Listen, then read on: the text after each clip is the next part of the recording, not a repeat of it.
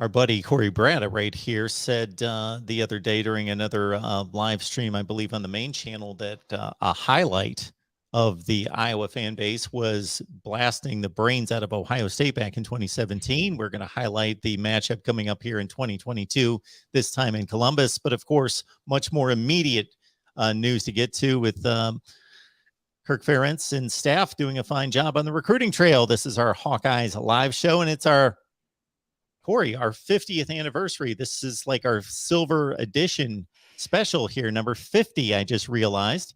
Of course, that's Corey Bratta from the Hawkeye of the Storm. Yeah, 50th week for anybody that thinks that we've done 50 straight years of this show. No, we're not to that yet. But yes, 50 straight weeks. So I'm excited. It doesn't feel like it's been 50. Man, that's a lot of shows, Mark. And it feels like we didn't really start this that long ago. But appreciate everybody who's been here for the length of that, or any of our new listeners. But no, you talked about recruiting. We can discuss the two commits that Iowa's nailed down these last few days. And still positives coming. The recruiting weekend that Iowa had, I've said this on this show before, I've said it on my channel, the recruiting weekend that Iowa had at the end of June, where they had a bunch of these official visits, it'd be hard to go back and track productivity from previous recruiting weekends in, official visit weekends, I should say, from previous cycles, if you will. But I would venture to say that this has been one of the more productive official visit weekends in recent time. You think about Caden Proctor, obviously that's where it starts, but Trevor Lauk was a 4-star offensive tackle. You've got Kenneth Merriweather and Khalil Tate, who both had really good 3-stars. I mean, just look at the offer list from these guys. A lot of schools across the country, not just Midwest schools. We're talking SEC, we're talking the Oregons of the world, and then you've got guys like Zach Ortworth at tight end, who Iowa really needed. I mean, the list goes on, and they still got opportunities to get a couple 4-stars. They got Kendrick Gilbert in play still. Iowa's in his top 4. Jordan Allen's still in play. I don't know what to think about Asa Newsome. He's an Iowa kid. He's certainly taking his time, which is fine. He's got plenty of time, but I'd like to think that Iowa's got a pretty good shot, although I don't know Asa. I've never had a conversation with him in my life. You just kind of assume, given his recruitment, that perhaps Iowa's the favorite there. They've lost a couple guys. Logan Howland was one that I had felt good about for a while, and he committed to Oklahoma. Iowa was in his top 2. So he was teammates with Marco Linez. But,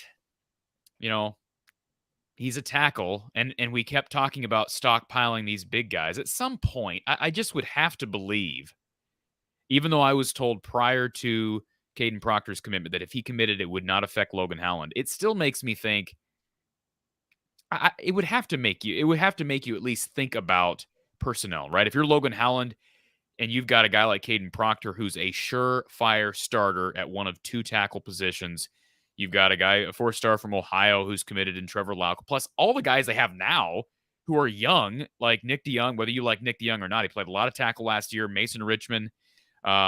And then they got the 2 tackles. We've talked about the 2 tackles coming in this year, Cale Crow and Jack Dotzler. My point is that probably didn't help.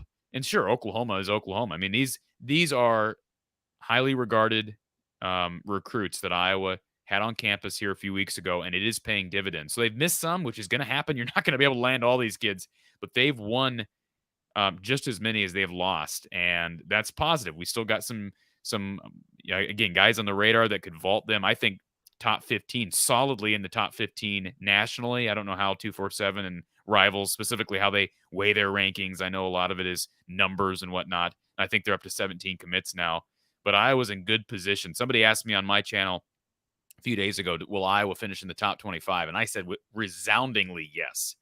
I don't know how they wouldn't, unless they had some decommits, which is always possible.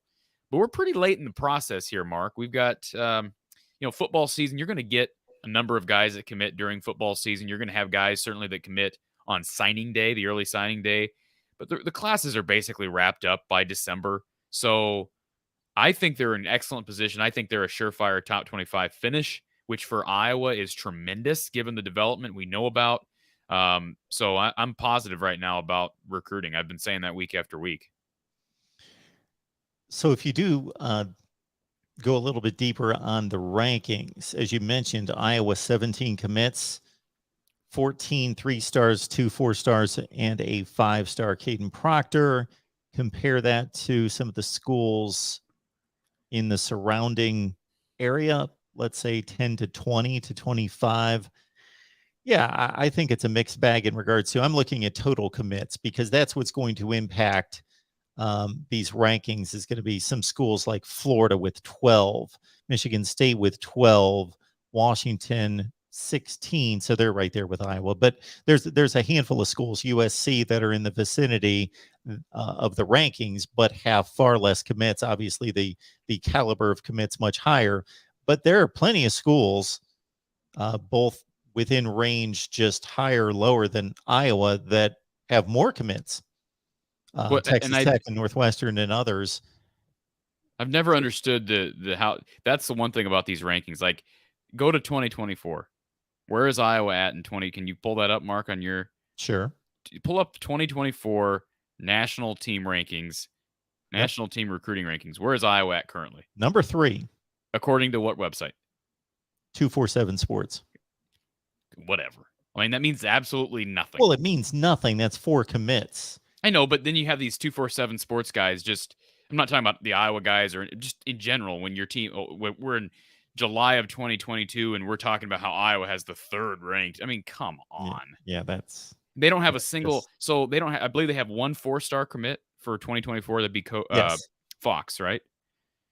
I believe. Yep. So I don't know. I don't know why the rankings are predicated on numbers, because Iowa could go up to Ellsworth Community College and offer a bunch of JUCOs and have them all come here and drive those numbers up. But does that mean they have a great recruiting class? I don't know why that's a driving force. I think Iowa, from a 3-star perspective, depending on, these websites are, a lot of these are just numbers and rankings that are, that we're coming up with. But if you just look at Iowa's 3-star guys, I think you're getting a better crop of 3-star talent than maybe you've had in recent cycles. And then we talked about when you get a guy like Caden Proctor, that's going to help. I don't know in their algorithm how that affects the class ranking, but they're in good shape, I think. Would you say right now, just judging what you know about the national landscape, that it'd be hard for Iowa to not finish top 25 given where they are now?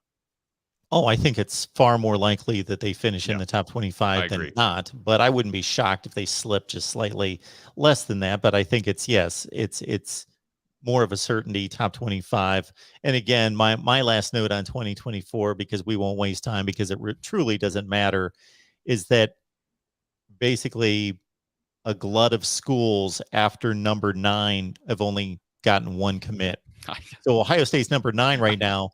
You know what their 1 commit is? The number 1 player in the country, regardless of position. So that's their 1 commit. I think that's a pretty good commit to date. They got the number 1 quarterback in the country. I did see that. And so yeah, it means nothing. However, we can talk more specifically about these two. I like these guys that Iowa's gotten the last 2 weeks. Khalil Tate today. He could have, he had offers. That's what I've never really understood. Like, I'd love to be able to have a discussion with, is it Tom Lemming for yes. Is it Rivals or 247? I always forget.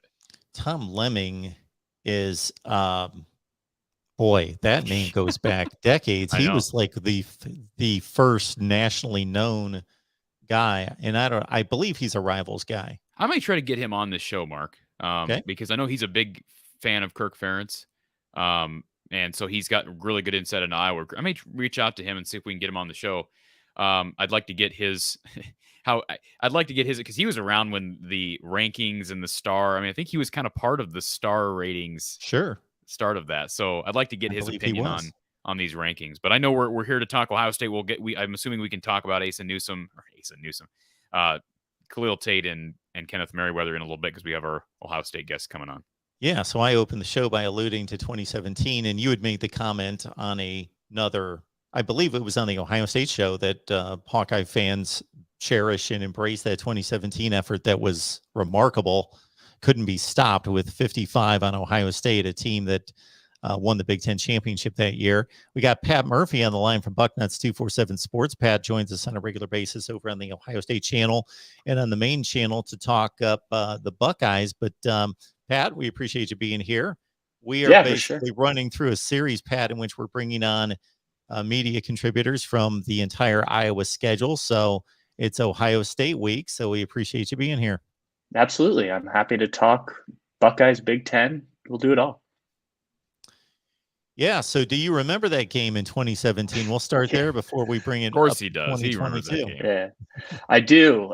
We were there. We covered the game. I think if you polled Ohio State fans, other than probably like losses to Michigan, maybe the loss to Nick Saban when he was at Michigan State, I think that Iowa game is probably up there. And maybe that's just Wow. recency bias, but I mean, they were coming off such a big win the week before against Penn State, where JT Barrett really put it all together as a passer.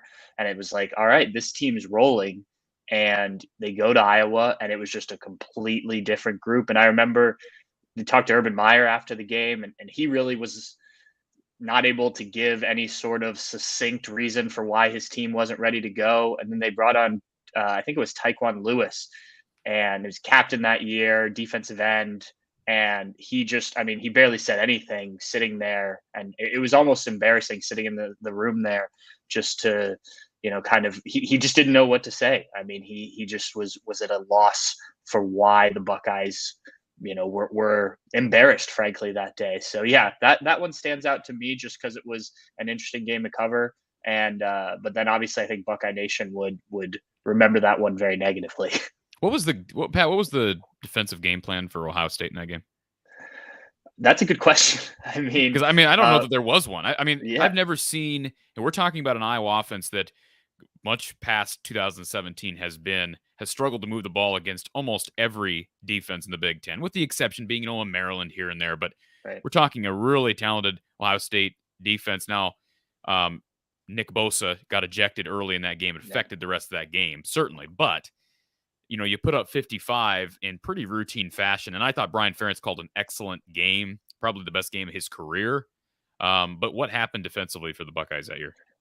Well, I think that game. I think it was a bit of kind of showing what happened throughout the rest of the season.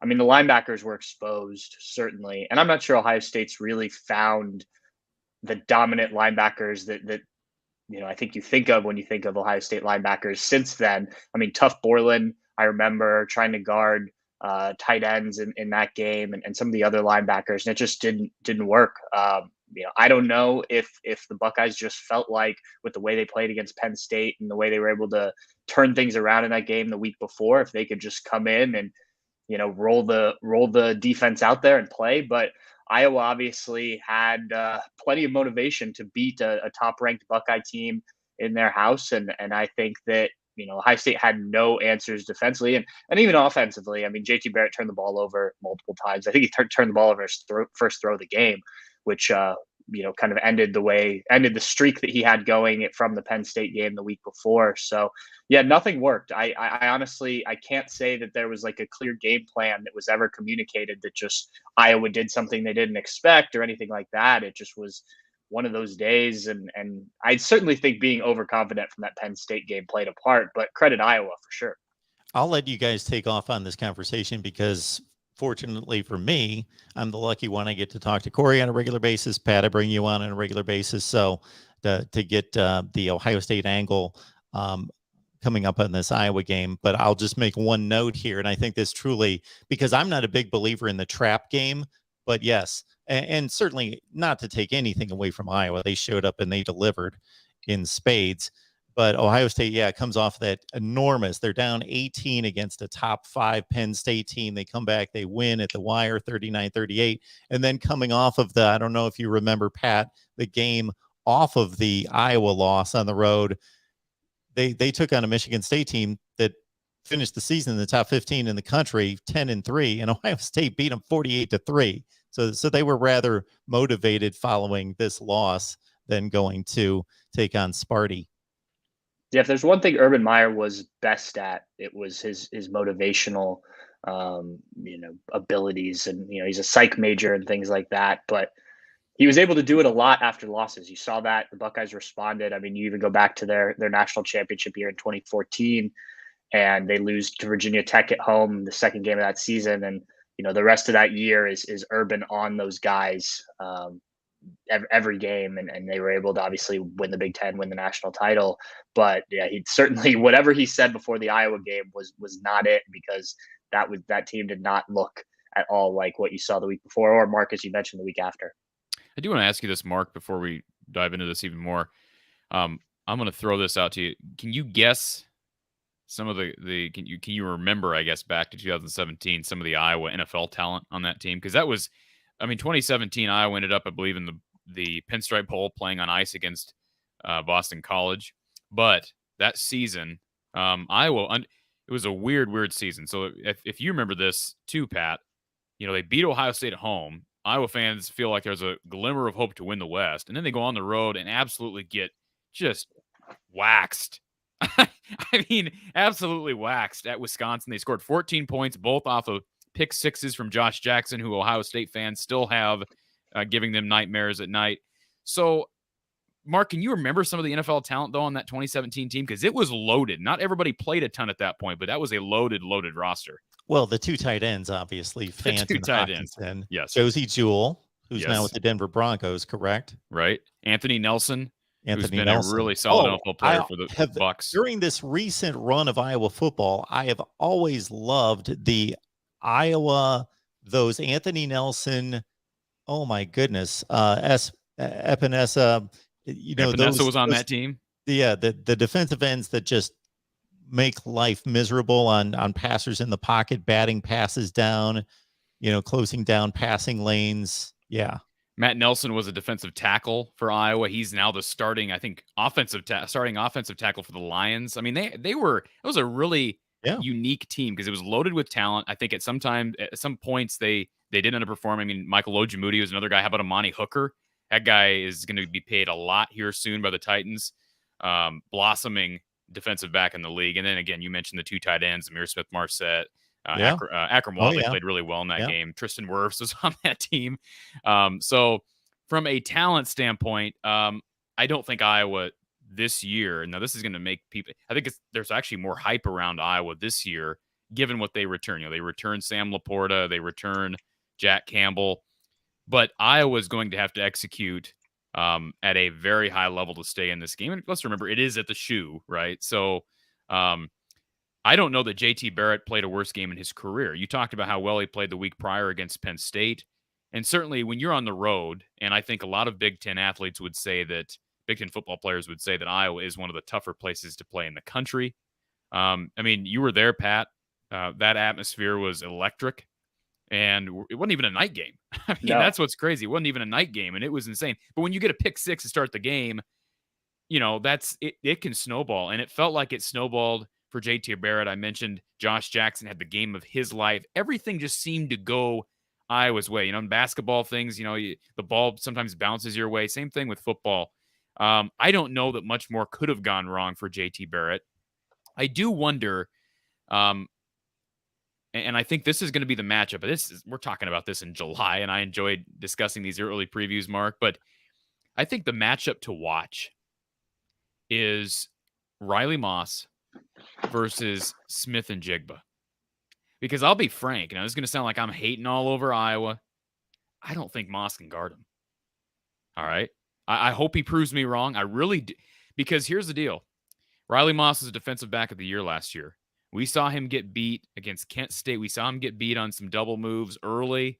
I don't think teams really tested him real well as the season went on. He had some inflated perception because of interceptions, and I give him credit for those. I'm not saying he's a really good defensive back. I'm not saying he's not, but we saw something out of Smith and Jigba in the Rose Bowl that I think is going to be hard for any Big Ten team to cover. And I just wonder, with C.J. Stroud's ability to throw in the pocket, and certainly Barrett had the ability as well. And it's not like they didn't, they ran up and down the field with Iowa early in that game, and once they got behind, it kind of snowballed. But I think that's the matchup to watch: Smith and Jigba versus Riley Moss.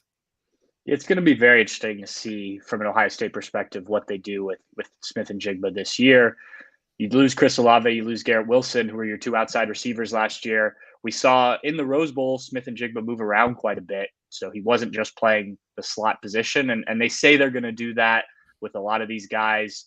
We'll see how much that is a thing. If Jackson's really going to end up playing on the outside a lot more, it could even be a matchup thing. You move him around based on who you're playing.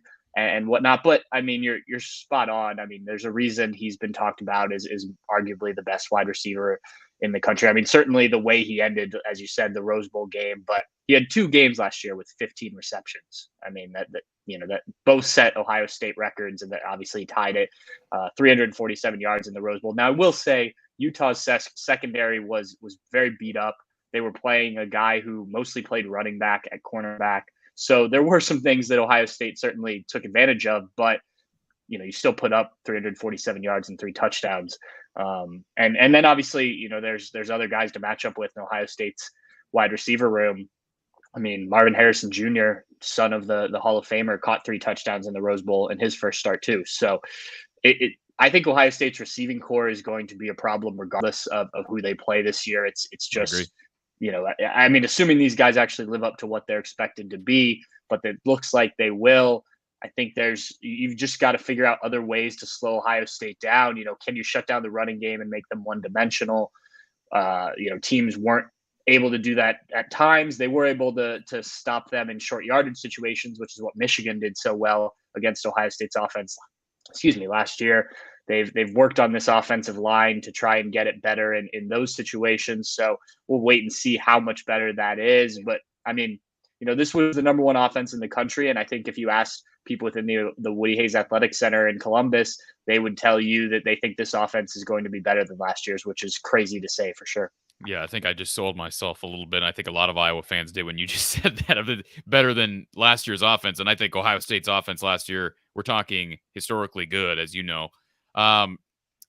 So basically what I'm gathering from what you're talking about with Smith and Jigba is we may not see a lot of Moss versus Smith and Jigba. We may see, because Iowa doesn't like to switch. Iowa's not going to be moving Moss all over the field. Yeah, I mean, I think it will depend on how things go early in the year. If they need to use him as a slot receiver, if that's where he's the best, I think that's where they'll put him.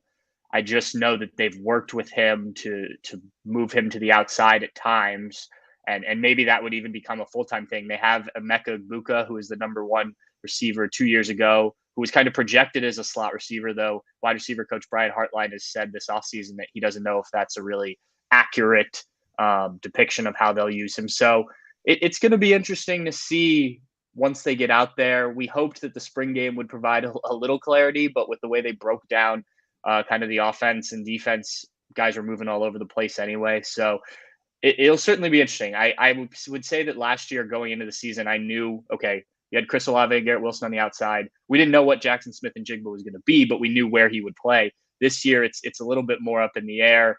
You do have Marvin Harrison Jr. and Julian Fleming, who I think are pretty clearly outside guys. But then what they do with Jackson Smith and Jigba and Emeka Egbuka will be interesting to see. And like I said, I think it will depend on kind of what works earlier on in the year. And then if everything's working, then you can kind of play the matchups.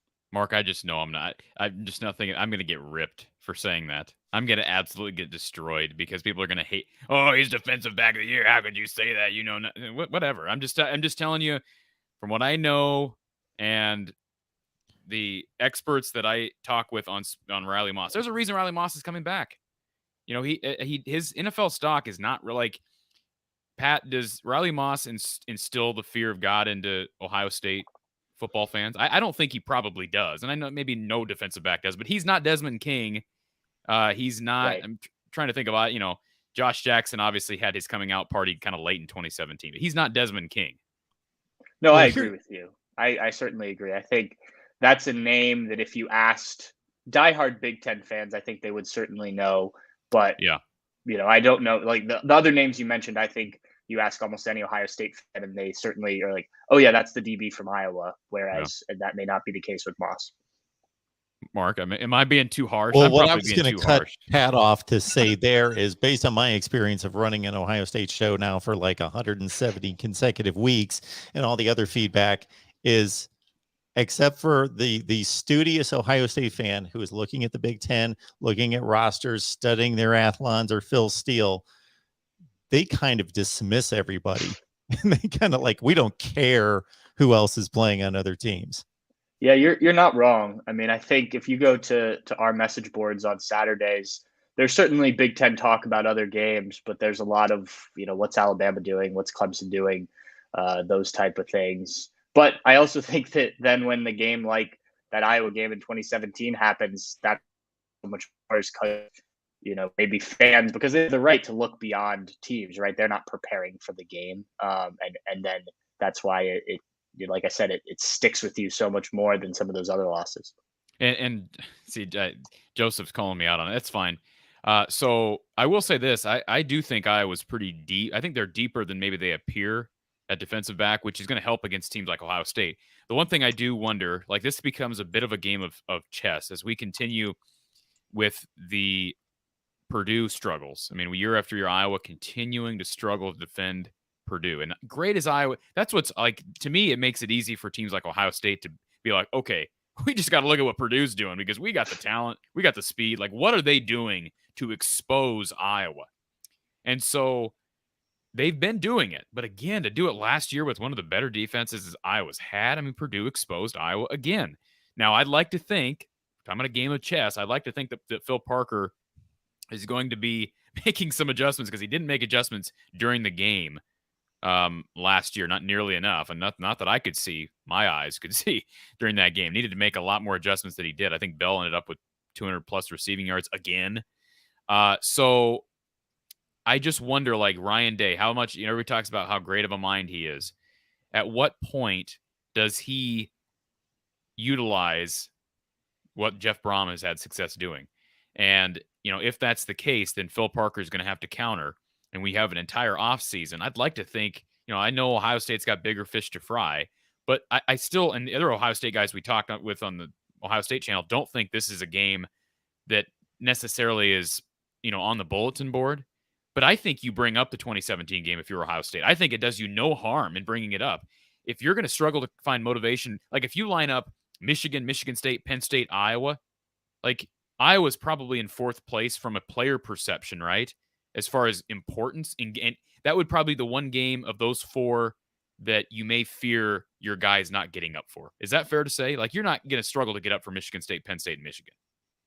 Right. Well, and I think what makes this game that much more interesting is it comes right in between Ohio State playing at Michigan State and at Penn State. So to your point, if you're not up for this game, you're looking ahead. You come off a tough game probably against Michigan State on the road.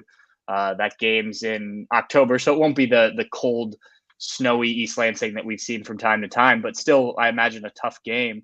And then you have Iowa, and if you're looking ahead to Penn State and going to Happy Valley, all of a sudden you're in a dogfight in the fourth quarter at Ohio Stadium in a game that you didn't expect to be. And so I think, that's certainly something. And I've mentioned this a couple times on things I've been on. There are a few stretches in Ohio State's schedule where, the Buckeyes can't buy into the hype, especially if they go out and beat Notre Dame week 1 and then they beat Wisconsin week 4. This team, while more experienced than last year's team, they haven't done anything yet. I mean, they won a Rose Bowl. They didn't win a Big Ten. This isn't the Buckeye teams that have kind of rolled the 4 years prior. So you've still got to go out and you have a lot to prove this year. And that means taking each week, 1 week at a time. And, I don't think you can just expect to roll over Big Ten teams. Now, sometimes it happens for Ohio State and you get years like 2019 when it didn't matter what the numbers were next to that team until they ran into Clemson in the playoff. And even that game was tight. But that's not every year. I know the perception of Ohio State is they've been the juggernaut of the Big Ten, but this loss that we've been talking about, the Purdue loss in Urban Meyer's last year, I mean, there's been games like that, and there's been closer. Ohio State could have lost to Indiana at home in the 2020 season, and then things are really different. It was a 7-point game. So, you have to take these games seriously. And another thing with Iowa, looking at Iowa's offense, and if they're just going to be willing to run it at Ohio State. This is a defensive scheme that, from what we understand, with Jim Knowles taking over, coming from the Big 12 and Oklahoma State, is set to play with 2 linebackers and against spread attacks more often than not. I've pointed to the Wisconsin game in week 4 as a big test for this defense. They do have some change ups to be able to handle teams that want to run those more traditional looks like Wisconsin and like Iowa certainly can. But if say Wisconsin has some success against Ohio State doing that type of stuff, bringing in a fullback and whatnot, Iowa, I think, could then take some of that, whether they beat the Buckeyes or not, take some of that and say, okay, this is where Jim Knowles' defense may be susceptible. And so I think that could be an interesting, matchup as we get towards that game as well. Andy says in the chat, Mark, he says, none of the kids in the roster would have been part of that game. So that's not totally true. So I believe Ohio State doesn't have any players. The one guy that is still a part of Iowa football, anyone want to guess? I think Mark knows this, but Nico Reganey, who might be Iowa's, well, again, this is what fans are going to criticize. He might end up being Iowa's #1 receiver this year, Nico Reganey. So I'm not saying that these players don't need to be a part of the Ohio State players don't need to be a part of the 2017 game to know what happened.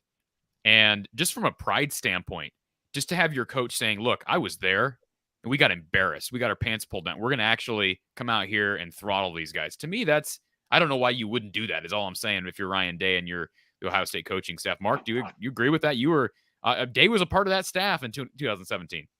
Well, yeah, you were on the Ohio State show last week. Steve and the guys, I think they pulled out about 4 names off the roster. Now they didn't play. Yeah. They don't know if they traveled, long snapper, not impact players either then or even now. So Cameron Babb would be the one that the wide receiver, he's been hurt pretty much his entire Ohio State career, but he's a guy who they are hoping could be healthy and kind of be another guy in that mix. And he may have traveled for that game just because he was, he's a big locker room guy and he has been since he was a kid. So he may have been there for that one. And I'll just say this, if I'm Iowa, if I'm Kirk Ferentz, I'm putting Nico Reganey in the front of the room and I'm having him give a speech. I'm serious. I mean, maybe be a terrible coach, but I'd utilize what you have. You got a guy who was actually a part of that. He was there because it was a home game. So I'd utilize it if I'm Iowa. And if you're an Iowa fan, I hope that they don't use it I hope Ohio State doesn't use it as bulletin board material, because I do think that if anything is going to motivate Ohio State, it would be that game. Like, I think fans who remember that game, you just brought it up, Pat, earlier. Fans remember that game. Oh, yeah. So, they want revenge on Iowa. I'm sure. I mean, I know that they've got bigger fish to fry. I get it. But you don't want to lose that game at home to Iowa in October. So I'm just saying, if the players and the coaches act like it never happened, all of a sudden we're back on an even playing field. I don't think that's good strategy at all. Yeah, it will certainly come up in our media availabilities with the players that week, I imagine, and certainly the coaches that were around for that time. I can't imagine we go a whole week. And as somebody pointed out, I didn't notice that. And I was like, there's a bye between the Michigan State game and the Iowa game. So there's another week for us to ask questions about that 2017 game. And Iowa does have a bye prior to the Ohio State game. Now, if you remember last year, having a bye before the Wisconsin game did 0 for Iowa. Iowa goes into Madison and gets pummeled. So doesn't necessarily mean anything, but Iowa does have an extra week with the remember the schedule revisions were very, very helpful for Iowa. So if I recall the previous schedule, Mark, Iowa had Michigan and Ohio State back to back. So now they get Michigan, they get a buffer, they get at Illinois, which could very well be a trap game, but at least you get that bye week after Illinois. You get an extra prep week for the Buckeyes. And then you have a Northwestern before going on the road to Purdue. The schedule is made up a bit better for Iowa, and it sounds like maybe a bit dangerous for Ohio State. But I'm still, again, to sum that up, I mentioned Moss and Njigba. That will be interesting then if Njigba, because obviously Ohio State's got talent all across the receiver room right now. So Iowa's going to have to defend. I wonder if they'll play more true nickel and actually get Terry Roberts, Jamari Harris, and Riley Moss in the field at the same time. The other thing is Iowa seems to have issues staying healthy at cornerback. So, who plays after that? So Matt Hankins is gone. Is it TJ Hall, who's a freshman? Is it, does Xavier Wampa come in and play kind of that cash position? I mean, we don't even know who's going to be cash yet at Iowa. That's kind of their hybrid linebacker, safety hybrid nickel spot. So that's an intriguing conversation. It'll be, I think, Ohio State and Purdue. Those are clearly the two teams on the schedule that put fear in you offensively. I think Michigan certainly can do it as well. But given what those two teams bring back from a skill standpoint, and I know Purdue lost a lot, but both of those teams, Iowa is going to have problems to defend. It's nothing about hating on Riley Moss. I just, somebody brought up in the chat earlier that he would have been drafted. Yeah, he would have been drafted. I'm not doubting that at all. I think he's a very good defensive back. I'm just saying, I think we're talking about levels here. Like there's a different league. Ohio State receivers like David Bell. I thought Matt Hankins was a very good defensive back throughout his career here, and he could not cover he could not cover David Bell, and not on one man-to-man coverage. I'm just saying. So if Phil Parker is going to have to adjust, I think he will. I'd hate to think he's going to go an entire offseason without making any adjustments for matchups like this. So I think he'll adjust. I don't think man-to-man coverage, Moss versus Njigba, is probably a good idea for Iowa. So I hope they recognize that prior. If you buy into these preseason position rankings, and I'm looking at Athlon's and I looked at Phil Steele's, Ohio State is pretty much just everything we've talked about, a juggernaut on offense. According to Phil Steele, best quarterback room, second best running back room, second best wide receiver room, third best offensive line room. And we know that the Iowa defense is going to be prepared and tough and arguably the best in the conference. Maybe the matchup to look at is the non-elite matchup of the Ohio State defense against the Iowa offense. And I when you're looking at this, and I'd like to get Pat's opinion on this as well, when you're just matching up units. So again, this is going to make me sound like I'm trying to hate on someone. I'm not. But are you going to put your faith in an Ohio State defense that's uber talented and just hasn't proven itself? Or are you going to put your faith in an Iowa offense that's, I don't want to say, they're not marginally talented, but they're maybe average at the most from a talent perspective, that hasn't really been good, minus the 2017 Ohio State game, the 2019 USC game. To me, I'm banking on skill in that in that situation. So I hope I'm wrong. Now, can Iowa hold with? That's, I guess, a good question. That's a fun question to address, Pat. Can Iowa hold Ohio State under 30? Can they hold them under 20? Yeah, I think that's going to be the question for every opponent this year. Is, first of all, is Ohio State's defense drastically improved? And Mark and I have talked on the show I do with him about just like how much better does this Ohio State defense have to be in order to be, the national championship caliber team that they want to be. And, it really probably only needs to be, I think they were 59th ranked in the country last year, probably in the 30s, somewhere in there, around the top 30. So, if the Buckeyes are that much better and this offense is what people think it's going to be, I think it's going to be tough for any team. And I would throw in the elite teams. Does Alabama have the numbers to stop this offense enough if this defense can also get stops? We saw in the national championship game a couple of years ago, Ohio State just couldn't get Alabama off the field. I mean, they were able to put up points, put up some yards. So I think Big Ten teams have to hope that this defense is still either not figured out or a work in progress throughout the season as Jim Knowles tries to really implement what is a more complex look than what the Buckeyes have had in the past. And so, yeah, I think if teams can score with Ohio State, and you saw teams be able to do it last year. I mean, look at what Michigan did. Even, Oregon's not a Big Ten team, but they came into the horseshoe and, just ran it at Ohio State.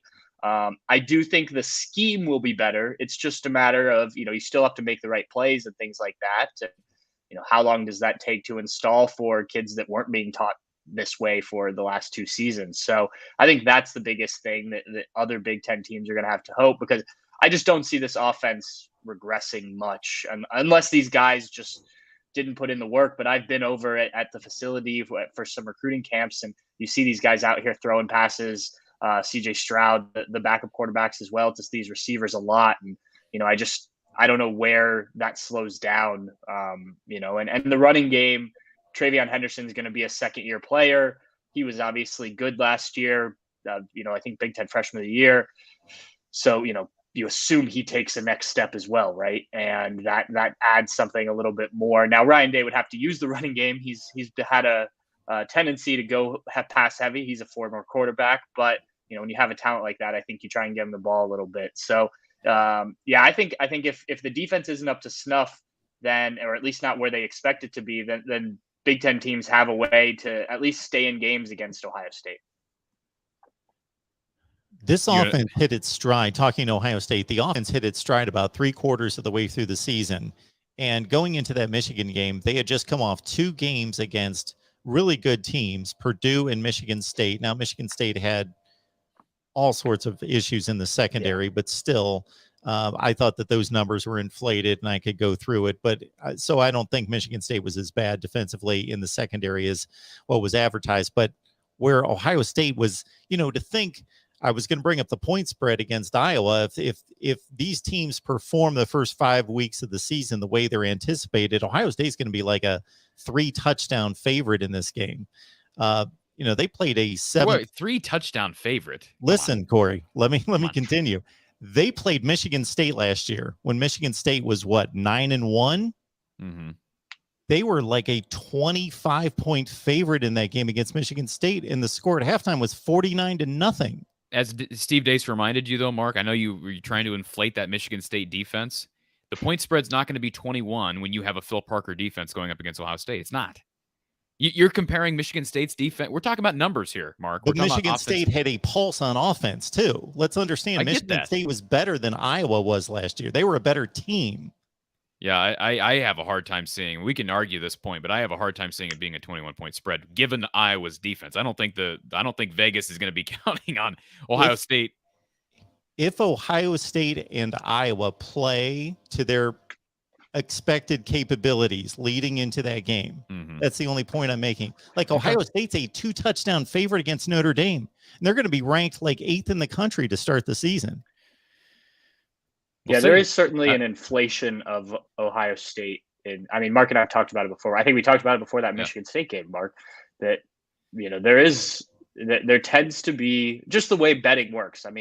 It's not always the exact spread. You want people to bet certain ways and whatnot, right? So, I don't know what it'll be for Iowa, but to Mark's point, there does seem to be a inflated thought of Ohio State, even when they're not they're at their best. I just, I think they know people will bet against the Buckeyes because they dislike the Buckeyes, and then Buckeye fans will come back and bet the other way.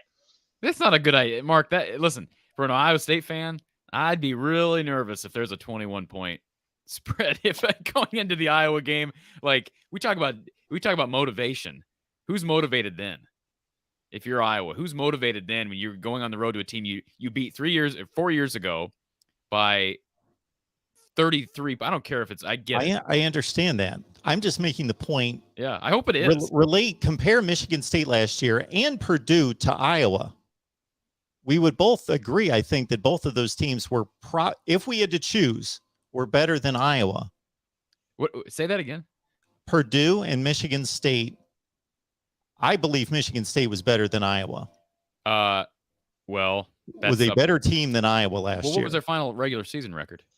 10-2, which was Iowa's. We're splitting hairs now. You're going to tell me that they played in the Eastern Division. Okay, well, you just brought up Purdue. Is that because of the head-to-head? Purdue went 7-5 last year, Mark? They went 9-4. So 9-4. So they match up with Iowa poorly, but I think it's hard to just make that determination that Purdue and Michigan State were both better when Iowa finished 10-2. I will take Michigan State and Purdue's 21 teams over Iowa. But I'm not saying it's not arguable. I'm just saying, and Ohio State just annihilated both of them. Those point spreads were like 24, 25 points against teams that played as well as they did. So if I recall, I'm trying to think back. The thing about Iowa, as you know, Mark, and usually it's the other way around. Usually it's an Ohio State or a Michigan coming to Iowa City, or a Penn State coming to Iowa City. But like the numbers seem, I know this goes against everything we stand for as analysts and experts, but like it seems like numbers don't really matter when you're playing Iowa, especially in Kinnick. But when you're talking about these widely hyped matchups, it's like I bring up the Michigan-Iowa game in 2016. That was you can call it an anomaly, but it happened. 2017, the Iowa-Penn State game. Again, did anybody expect Iowa to be competitive in that game? It was like 12. I think it was 12-7 at halftime. You have these just absolutely. Iowa plays you differently. I'm not predicting a score. I am predicting what their outlook on this game is going to be. I hope you're right. I think it would serve Iowa well. The bigger the margin, the better. Because it might, but I'm also making the point that Ohio State's gone out against point spreads like that, and it didn't factor into them providing a letdown kind of effort. As long as Iowa doesn't approach this game the way they approach every Purdue game, then I have a hard time seeing Ohio State running away with the game, like by 21 plus. I have a real hard time because, like, other than Purdue, Phil Parker doesn't really lose to anybody. The Michigan game last year, again, I put that game primarily on the offense when you're holding a team down for 2.5 quarters and eventually you just break because you're on the field the entire game. You know, the Wisconsin game's kind of the same way. So I'm just saying, besides Purdue, like you look at last year, Mark, Iowa didn't really lose defensively to anyone. So as great as Ohio State's offense is, and I believe they will be, I'm just saying that's yet to be seen. Can they emulate what Purdue does? I don't know the answer to that because I have a lot of faith in Phil Parker, despite my criticisms of him being stubborn last year against Purdue. Yeah, this is the last comment I'll make, and Pat can have his parting shot, and we've taken up way too much of your time, Pat. We appreciate you stopping by. So I have a great respect. You know this, Corey. I have great respect for both Phil Parker and the Iowa defense. Absolutely. But if they're going out there and Ohio State's defense is just serviceable, it's a top 30 to 40 defense in the country, it is going to stifle, to a certain extent, the 100th ranked offense in the country, or what we expect to be. So that Iowa defense could play great for 2 quarters, for an entire half, and 3 and out, 3 and out, 3 and out, 3 and out. And that Ohio State defense is a completely different animal than anything Iowa faced last year. For as good as Purdue's passing offense is, they can't run the ball. Ohio State's got maybe the best running back in the nation. It's just... No, I agree. It's a long game to have your defense run out there time after time after time. I agree. Defending short fields. Now, Iowa, that's kind of what happened in the Michigan game. Again, we brought that up in the Big Ten championship game. Iowa just holds on, and you just can't produce anything offensively. But I do think Iowa, as bad as the offense is, I've told you this before, I don't know how much Iowa's going to take a jump. They have to take a jump with Brian this year. So I do believe, even if you can get this to being a top 100 offense, Ohio State's got to prove it. Like, they've got skill. I'd bank on the skill, but they still got to prove it on the field. Do I think Iowa could, throw a... I'm not going to rely on another polecat play out of a field goal formation, but I'm just saying, like, though I think they can create points, and it may not be as many points as we're thinking. That's all I'm saying. I think it's going to be difficult to cover that number. If they cover the 21-point number, yeah, then that probably tells me a heck of a lot more about Iowa's offense than Iowa's defense, because I don't see Iowa giving up 40 to 50 points at Ohio State. Maybe I'm wrong, but I don't see Phil Parker, even with an inept offense, doing that. Roger Dodger, you're a faithful viewer. I appreciate you being here. I have absolutely no idea what universe your brain's at right now. What are you talking about? The 2000, what was the record of the 2003 Iowa? They finished like top 10 in the country, right? Yeah, that was one of those didn't win the Big number 10. 8 teams.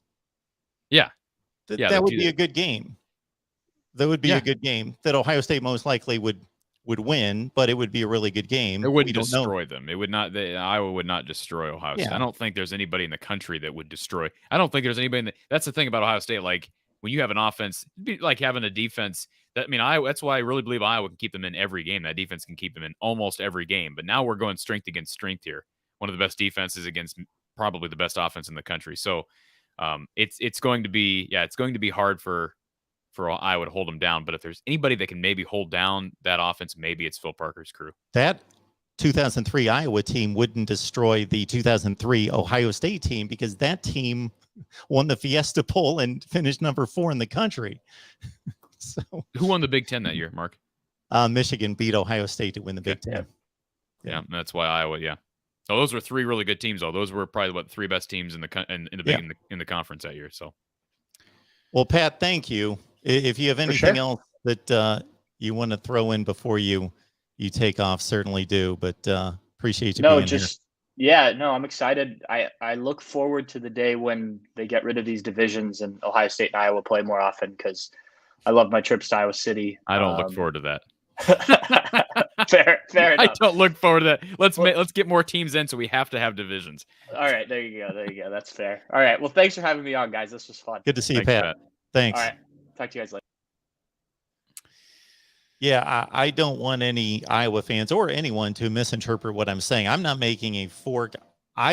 I don't make forecasts on games in July for games that are going to be played in October. Shoot, I'm not forecasting week 1 games yet. I'm not making a forecast on the game. I am sizing up what Vegas could look at going into this game based on what we saw and their respect, fascination, whatever you want to put into it, toward Ohio State. I want to do something real quick, Mark. So just give me just a second. So here is this is a demonstration of how back and forth perception can be when you make a comment about a team that you cover or you're a fan of, whatever. This is in the same show. This is over the course of like 20 minutes. Joseph, you are being too hard on Moss. Eric, Corey's sipping the Kool-Aid.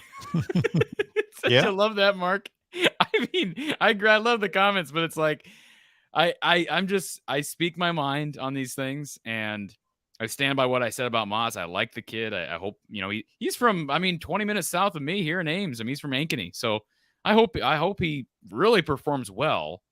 But I thought Matt Hankins collectively was actually a better corner. And I get criticism again. Yeah, I really liked Matt Hankins here before. And he really struck. It's hard. I mean, you go up against a guy like David Bell, you can't just expect to be able to play him man-to-man the entire game. Teams didn't try to do that other than Iowa, and I'm not sure why Iowa did it. That's what I fear. I doubt Phil Parker in the offseason. I'm sure I know. No, listen, I know I've been told that Purdue is marked, all right, by the Iowa coaching staff. So, and rightfully so, they've beaten them in their division rivalry. They've beaten them a bunch of times. So they're marked. And then not only that, but they've got guys who are transferring to Purdue. They've got guys who are committing to Purdue over Iowa. They've had allegations. There have been reports that players were tampered with, but recruits that were on the Iowa campus were being their visits were being meddled in by Purdue coaches and whatnot. So I guess my point is I think Purdue is going to be a marked game. I don't see Phil Parker being stubborn this time around. And so I would venture to say the same thing. I would have to think that Iowa's not going to go into this Ohio State game headstrong and say, well, we're going to play the way we're going to play. When you have this level of skill position talent, you probably have to adjust. Now, does it matter if your offense can't produce? No, it doesn't. If the Iowa offense can't produce, you're not going to hold Ohio State down the entire game. You're just not going to. It could turn out to be Iowa could play a tremendous defensive game plan, and it could turn out to be the type score we saw with Purdue last year. They could lose 24-7, and that would be an outstanding defensive effort out of Iowa, but it may be more like 24-17 loss. Roger Dodger, again, I watched Iowa play that 2003 season. That was a tremendous football team. But look at Ohio State's roster from 2003. Most of those guys won a national championship the year before. Look at their NFL careers. Believe me, look at Ohio State's roster from 2003 and look at they had Super Bowl championship players on that team. And I know Iowa, again, Dallas Clark at tight end and on down the line had a tremendous roster as well. So I'm not discounting that. I'm just again, I try to bring a balanced perspective to it, but and Roger Dodger, we know you're coming at it from the Iowa end of things. Mark, question for you. I know we want to wrap up probably recapping Khalil Tate and Kenneth Merriweather, their commitments, but first, without looking, you're a box scorer guy and you're an Ohio State guy. Tell me the last time. What was the last game in the Iowa-Ohio State series? The last time that Ohio State blew out Iowa? I know the 13 game was only, I believe, 34-24. That doesn't count. That was a close game. They played those. Oh, yeah. They played those two games roughly for the Big Ten championship in 08 and 09, or was it 09 and 10 that Ohio State won one in overtime? 10. Do you think about the 10 one game? in overtime? 20-17, and they won the other like 27-24. Terrell Pryor had a magical 4th and 18 play that he pulled out to win. Yeah. Actually, the last time one of them won a blowout was Iowa blew out Ohio State in '04, like 33-7 before Ohio State figured its team out. Now you're Um, missing one. You're missing one. Ohio um, State. Did they Ohio play they played in '06. I think it was 23-7 at Iowa City. It was 38-17. 38-17. Yeah. So I believe, and if I recall, and I'm not looking this up, but I believe that was game day.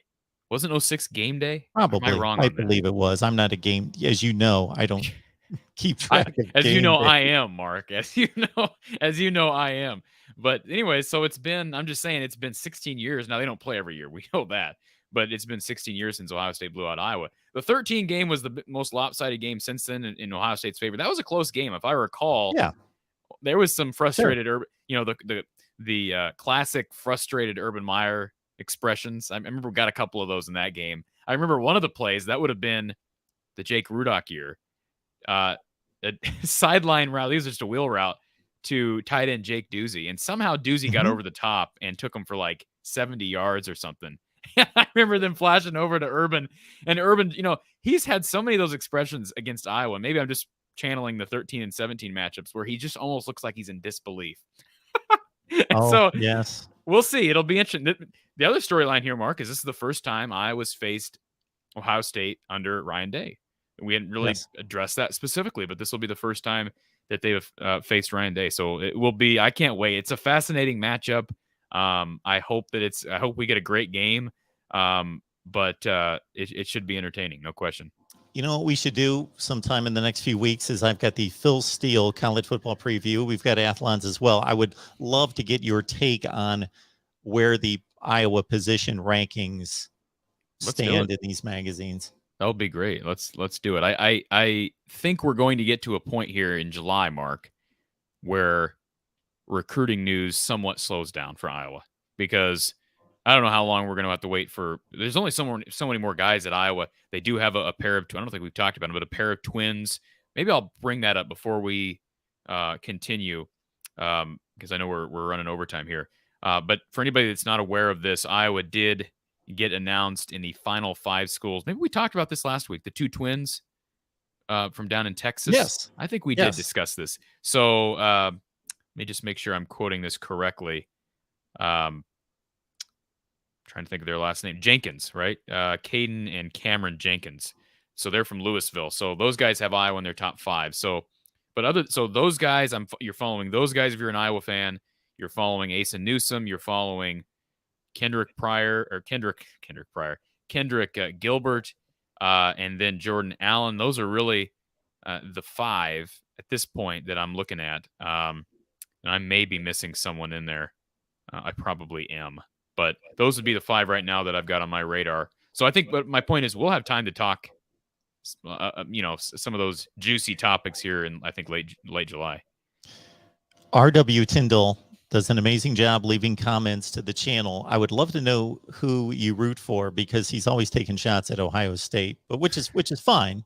I don't know if he's a Michigan fan, but he's always talking about Ohio State's overrated, overhyped, etc., and left this comment about being talented and winning games on the field are 2 entirely different things. No, they're not. They're not. Are they completely? Do they collaborate exactly? Of course not. You have programs that develop talent. You have programs that waste talent, like Texas. True. But they're not unrelated. Of course, they're not. Yeah, and there is still a but see, you understand that concept. There is still a misconception from a lot of people who cover the sport about talent and what talent is. Like the fact that we have to hear about how, Cowherd is one guy that, you bring up in the past that's been very critical of Iowa talent-wise. But like, people don't realize, Tristan Wirfs is a 5-star guy. I think he was a 4-star coming out of high school. But like guys that they've developed, Jack Campbell, he's a 5-star guy. He's a 5-star guy now. Josie Jewell's a 5-star guy. I don't care what his ranking at high school was. Yeah, once you've proven yourself, forget the recruiting rankings. This guy's proven to be, or a 5-star is proven to be a bust. He spent 4 years in a program, did nothing. Absolutely. Somebody needs to educate Cowherd that Iowa has the 6th most players on NFL rosters right now. Yeah, isn't that interesting? And I remember the reasoning when he was calling out Iowa in 15 for, being the fake ID of college football. I remember after the draft, he brought up the fact that Iowa had just 1 guy drafted and it was a center in the 6th round. Well, guess what? Austin Blytz turned into a starting guard for his entire career with the Rams and the Chiefs. And guess what? It's because they had a lot of guys come back for 16. Desmond King, C.J. Beathard, George Kittle.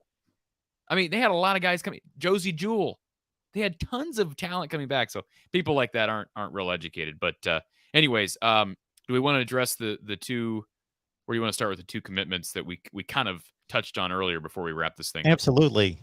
We want to give these guys their due and update everyone on what's important, and that's recruiting right now. Khalil Tate and Kenneth Merriweather, and you started to talk Merryweather. Well, you talked a bit about both.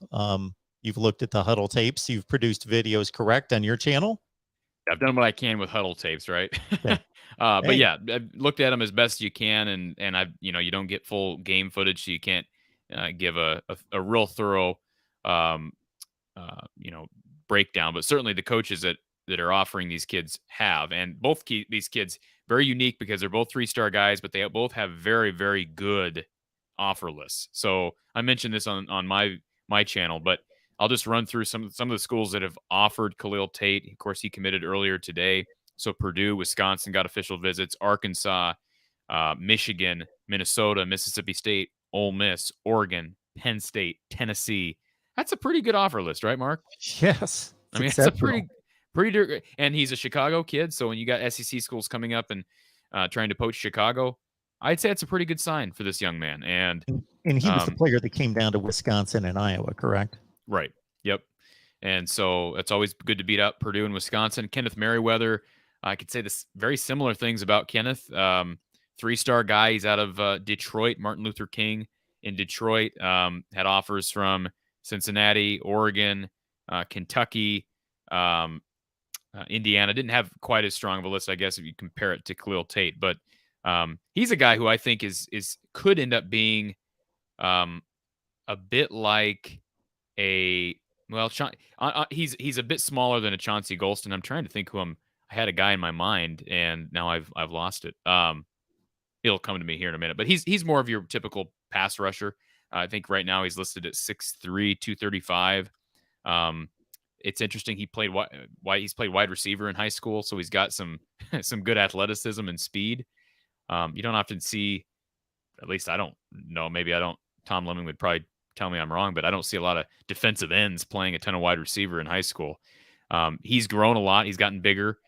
So both those guys have good potential. They're just a part of a really strong cycle, really strong class.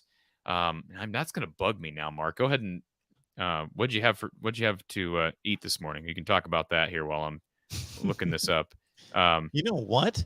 I've basically eaten nothing today. You do that every day. How do you get through the day?